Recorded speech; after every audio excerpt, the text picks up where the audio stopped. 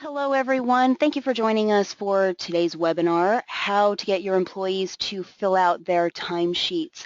My name is Carrie Ripito. I'm the Director of Marketing here at Journyx, and I'll be serving as your moderator today. Before we get started, I'd just like to go through a few quick housekeeping points. Firstly, this webinar is being recorded and will be made available on our website at journyx.com/webinars, as well as emailed to everyone who is registered. Secondly, we will have a Q&A at the end of the webinar, so if you have any questions, feel free to type those into the GoToWebinar questions box so I can queue them up and our presenter will answer them during the Q&A.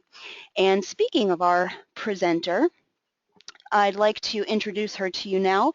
Meredith Zachritz is the Director of Product Management at Journyx and has been with us for 16 years, so she knows every nook and cranny of Journyx and probably more than she would care to admit. She takes everything from customer requirements and feedback to market trends and research and puts that data into creating a truly valuable product based on real organizational needs. Prior to joining Journyx, Meredith received her MBA in tech marketing from the Red McComb School of Business at the University of Texas, right here in Austin. And now a little bit about the company. Journyx was founded in 1996 and was the first 100% web-based time and expense tracking application on the market. We're based in Austin, Texas, as is our support team, and we're consistently rated highly in customer satisfaction by review sites such as G2 Crowd.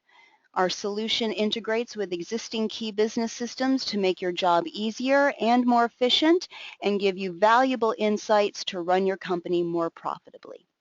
Our customers span across industries, from healthcare to staffing, business services to technology, oil and gas to education, and we have clients all over the globe. And so now I'd like to pass things over to Meredith. And Meredith, this is actually a challenge that we hear about. People ask us about this all the time. How do I get my employees to fill out and submit their timesheets? And it's, you know, from surveys we've actually conducted, this is a top challenge that that they have. Is that right? Definitely. We get that question a lot from our prospects, and then of course we help our customers to solve those problems when we start the implementation process with them. So I want to thank Carrie for the introduction. Before we start talking about the ways to get your employees to fill out their timesheets, it's very important to talk about why you need timesheets in the first place. There are many important uses for time data, and you should make sure that you understand what is critical for running your specific company. We hear about, you know, people come to us and tell us why it is that they have this time tracking need, and some of the common reasons, certainly not all, but what we hear the most are, you know, we've got an issue of monitoring project status, as well as determining, you know, what projects are profitable and which ones we should be pursuing. There's the determining which resources are available to work on new projects, and also planning for your future resource capacity. You know, do you need to hire to take on the new work that's coming in? It includes automating payroll and reducing the corrections that are required for future runs. I mean, everybody has to get paid. We also have people come in with billing verification issues where they want to be sure that they provide the proper documentation. That's so that customers will pay their invoices. And then, of course, lots of people have a variety of regulatory compliance type issues. That could be the DCAA audits to some kind of custom contractual obligations with your clients. So once your organization has a clear understanding of why time data is important for your group, then it's going to be easier to implement your timesheet solution in a way that makes sense for your employees. And it'll also be easier to get buy-in from everyone that tracking this data is going to provide a valuable resource for improving your business.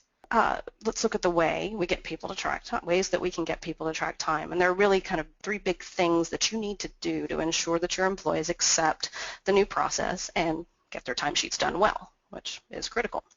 So just to hit the overview here, you're going to need to pitch the value of using the new system.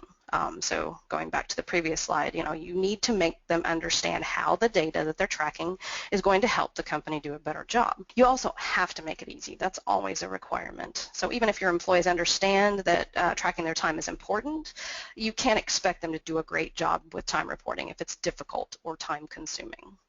And then lastly, you should be able to help them get on board by showing them how they can use their own timesheets for personal benefit while performing their work. So let's go ahead and jump into some specific examples of how you can do these three things as part of the timesheet implementation process. So going back to one of the previous slides where we talked about why your organization needs the time data in the first place, you're going to need to make sure everyone understands how timesheets will be used. If your employee understands how their timesheet will help the company to improve how it does business, it'll also help them to understand the value of that data that they're being asked to track. It may encourage them to be more accurate in their tracking. So obviously, if they're giving you bad data, it's not going to improve your process. And you can also help them to understand, why there might be deadlines for collecting that data. So we talked about payroll and corrections, and if they want to be paid properly and not have it held up with corrections and so forth, you can help them to understand why timesheets are due at a particular time. If you don't take the time to explain what you plan to do with their data, your employees may fall back on some old ideas tied to punch clocks where time tracking had some kind of big brother connotation. Now, with project-based employees, they're being evaluated and reviewed based on their work product, the quality of their work, their ability to meet these project deadlines. So timesheets don't provide this type of information and cannot really be used as to review your employee performance. If you make sure that employees understand that timesheet data cannot affect them negatively, it's going to help them with acceptance and compliance. So when pitching the value of a new timesheet system, you might want to show them some examples of how the data can be used. And so we'll go ahead and take a look at maybe some of the things you could show them. Reports are obviously one of the things that you're going to use quite a bit to analyze your timesheet data and make decisions. And so, you can show them some of these sample reports, show them the types of things that you're going to look at. And so we're looking here at some project financials and analyzing where project profitability, where we stand. Now, these are projects in process, so, we're lucky here that they're all in the black, not yet over their budgeted costs, but you can explain to them the types of things that we're going to be looking at. You can see how their project time rolls up to the costs and potentially to what you bill out and how that affects project profitability. You can also show them how you can use that information to plan availability. And we'll take a look real quick at one of the views. So you have projects coming in down the pipeline. You're going to need people with specific skills. You don't want to set people up to fail by scheduling them for more than they can do. So let's take a look at what we've got coming in May. And this is the type of thing that you can show your employees so that they understand how this tool will be used to help them out as well. So project managers can look to see who's available and how much time is available when they're planning their upcoming projects, or perhaps agreeing to some new piece of work if it's a professional services group. And we can aggregate that as well so that I can see my total capacity. So again, these are all things that you can show to your end users to explain how their timesheet data will be useful. Likewise, we can use it for things like project status. Our project managers are going to be able to look at their projects and tasks and keep track of, whether they're on target, whether we're going over in terms of, deadlines or budget. And so all of that, the time data that they track allows project managers to keep track of that information. They can also look at the total project portfolio and basically to keep track of status automatically without running around to everyone and saying, well, where are you?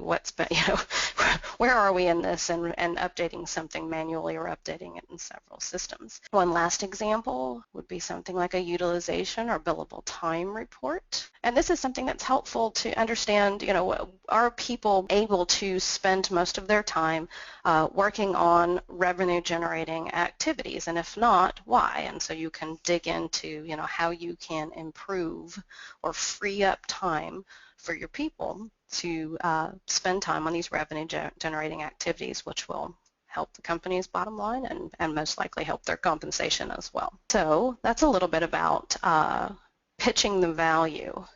So let's move on to the making it easy, which is an obvious one. So even if your employees understand how their timesheets are going to help the company, any new process or system will still be a tough sell if it's not easy to use. And that's probably the most obvious thing to you. If you give users a timesheet with lots of selections that are hard to understand, you'll either end up with late timesheets, inaccurate timesheets, or both. Likewise, timesheet compliance is harder to achieve. If employees have to enter their data maybe like in more than one system with limited options for accessing those systems. So it's not that you can't be ambitious in terms of what information you want to capture and analyze. You can certainly work toward an ideal process where all of the time data, is correct and available for the types of analysis that you want to do. However, it is important to expose your end users to as little complication and opportunity for error as possible. So that's important for making it easy. Now, there are some ways that you can manage this. So we'll go ahead and log in as somebody who's entering his time here. And I still have some of my errors left up from things that I was doing. One of the things that we can do, this isn't a perfect example here, is possibly remove the pay type field that we have here. We have a bunch of options for our selections. We have a project, we have an activity, and we may be doing some kind of, cost accounting here with this field. We have the pay type related to, how we're going to process this time for payroll. We have the bill type that might be going towards customer invoicing. So all of this information is important for processing that time after the fact. However, your end users may not need to see all of this information. For example, the way they track their time in a given pay period for payroll may be determined by, say, the number of hours that they worked. And they may not need to see this pay type at all. So if their time processed, in the process of sending that time over to your payroll system, rules may be run at that time that determines, well, is it regular pay? Is it overtime? Is it paid time off? So they may not even need to see this field, and you can remove it. And again, you simplify the time entry screen by removing selections that the end user doesn't need to know about or select. Now you can also set up rules that help your employees to catch errors before they submit their completed timesheets for review. And I did just, I added a leave request here that actually violated one of my rules, so we'll see this in action. But one of the examples here is that I have a rule set up that says I cannot enter time, my pay time off, in less than 4-hour increments. So let's try to do that, and we'll see that we can end user exactly what they've done. Paid vacation time cannot be less than 4 hours per day. I've also violated a second error here, or sorry, violated a second rule here that does not allow me to enter or submit a timesheet that has less than 40 hours in a week. So based on the type of employee that I am and my specific rules that apply to me, I can see these things and I can correct them before I submit the timesheet for approval. Now, you can set up these rules to block saving or submitting of bad data, and you can also customize the text of the messages so that you tell employees exactly how to fix it before they send it to approvers. So approvers don't even have to see the bad data or look for that bad data because the rules are going to catch that before they get there. So setting up these rules to validate the data results in huge improvements for both employees and supervisors who approve their time. One of the most difficult parts of the timesheet process is making corrections to the data that, particularly if it got through to payroll or invoicing with the wrong information. So most companies we have worked with have realized significant cost savings by making it easier for employees to send you an accurate timesheet from the very beginning. So eliminating corrections makes time tracking easier for everyone involved. Now, in addition to timesheet configuration that minimizes those options and mistakes for the end users, You also want to have some tools that make quick entry easy. So ideally, these tools are offered directly to the employees so that they can decide which ones to use, based on what is the best fit for the way that they need to enter their time. And we have this area right here on the timesheet that's a good example. It's called Memorized. And this section allows employees to set up some of their frequently used entries as suggestions. So employees also have the option to include in that section entries from last week's timesheet. So I can automatically load my entries from last week's timesheet as suggestions in the current timesheet. And so it gives them the power to customize their timesheet and skip the manual selections for work that they, when it's work that they do regularly, or maybe that work that's going to be going on for several weeks or months at a time. So again, a quick way to get my time entered without going through, one by one, selecting my project, picking my activity, because I know I'm going to be working on these things for several weeks, or I know that I have a status meeting every Monday morning, so it's always going to be here for me to simply load my time. So let's move on to this last way to encourage your employees to track their time. And this one may be the most powerful. Making it easy is just required. You can't skip that one. It's got to be done. But even if it's obvious to your employees, again, how timesheets help out the company and business process, they probably haven't considered how they could use their own timesheets to make their own work easier. So tracking time, and this is kind of amazing to me when I started doing it at Journyx 16 years ago, but tracking time, especially if it's done on a daily basis, can provide very useful information for managing and reporting on your own work. And I certainly do this on a regular basis to figure out what I can do better, what I've been doing, what I'm going to do. The time data is really, really useful in that way, and this is something that you could introduce to your employees as another benefit of tracking time. As an example, most everyone has to provide a status report at some point or another. Some of us deliver them to managers on a weekly basis. Others may attend something like a weekly department status meeting or Scrum, where we all update the group. And still others also need to report progress, to specific project managers. As I mentioned before, you don't want your project managers having to go around asking everybody where they are with this. And so that's, a way to provide a status report automatically. So tracking time's a great way to document what you've been doing, and then when it's paired with what you're scheduled to do, it provides really almost a ready-made status report for almost any application. So let's take a look at that. We were looking at just a basic grid time entry, but I also have a view here where I can look at my assignments and see what I've done for my assignments in any given period. And as I said, it's paired with the idea of what I'm scheduled to work. So how much time do I have left for this assignment? When am I supposed to be finished? In this case, I'm able to, in this view, I'm able to tell my project manager that I actually need more time for this, so I can manage my assignments right here. So all in the same place that I'm saying, this is what I've done Monday and Tuesday, I can also see, well, am I on schedule? Am I going to complete it in the amount of time that they gave me?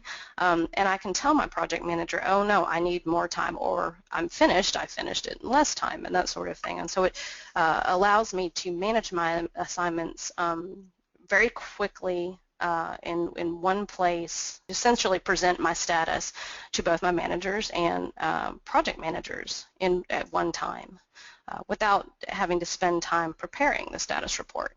So this is a pretty basic example, but let's look at somebody that's got a really so it wouldn't take Alan all that long to prepare his status report given his assignments, but let's take a look at somebody who has quite a bit more to deal with. So now we're looking at somebody that's got a whole bunch of small assignments that he's working all at the same time. And so this really gives him a lot of information that he can pretty much take as is and use as a guide to either talk through his status report or print, as evidence of what he's been working on. And, he can see, what he's done to change his assignments. He can see assignments that are clearly late, and so he's able to explain, what he's been working on and why, based on his time entry environment.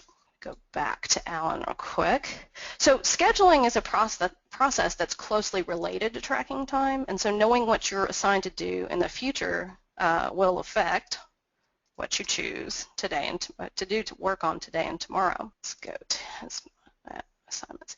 So ideally, a timesheet system is going to allow your employees to manage what they're scheduled to do. And part of his scheduling includes also leave or paid time off. So that information right here, accessible with time and assignments. So if you include all of an employee's paid time off information here in this same system, it makes it easy for him to plan and request his time off before he enters it on his timesheet. And he can plan it based on his upcoming work. He can plan it based on, who's taking other time off.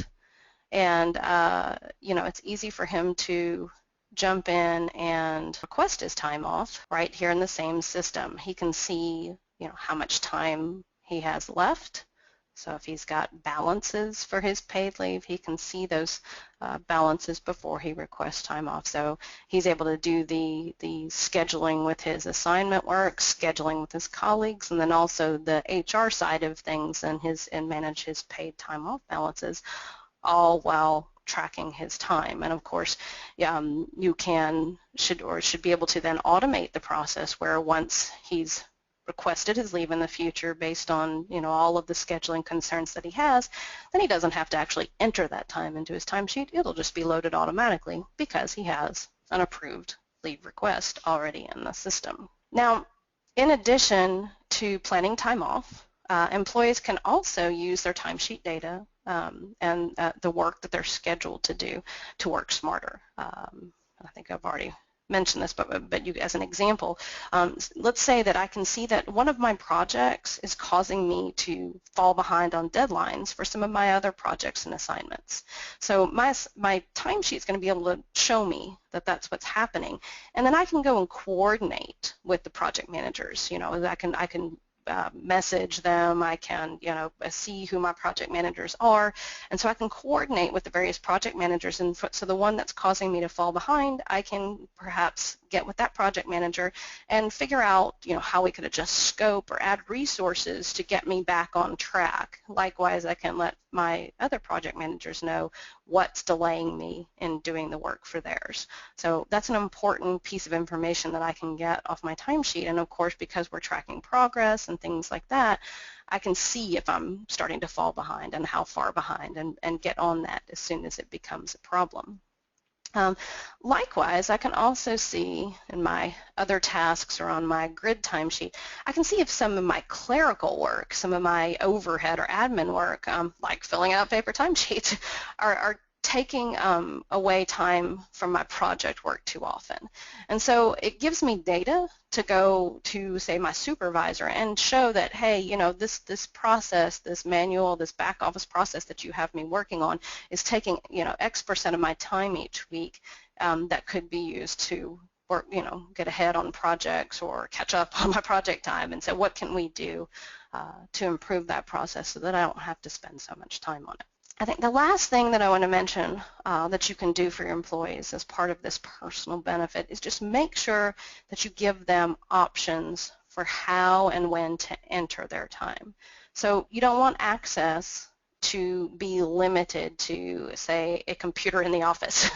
So you want web-based options and mobile device options, and those are a great way to make sure that your employees can participate in the time tracking process in a way that works best for them. So I think at this point we'll go ahead and open up the floor for questions. Yes, thank you, Meredith. And if you do have any questions, go ahead and enter those into the questions box there on in the GoToWebinar panel.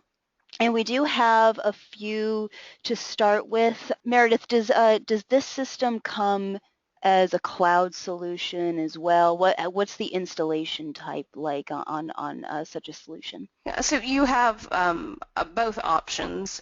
You can you can host your site on the Journyx cloud and simply access it via browser, and we'll manage all of the IT and security and the rest for you.